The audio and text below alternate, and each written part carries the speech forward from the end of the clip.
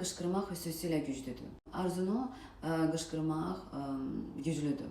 Amma xüsusilə güclüdür meşədə, dağda, təbiətin qoynunda və yaxud da güclü məkan sayılan yerlərdə qışqırasan, bəyan edəsən.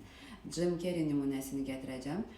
Jim Carrey, məşhur aktyor Jim Carrey deyir ki, danışır ki, o hər gün Hollywoodda müəyyən bir dağa gedirdi və o dağda öz arzusunu bəyan edirdi. Ucadan qışqırırdı.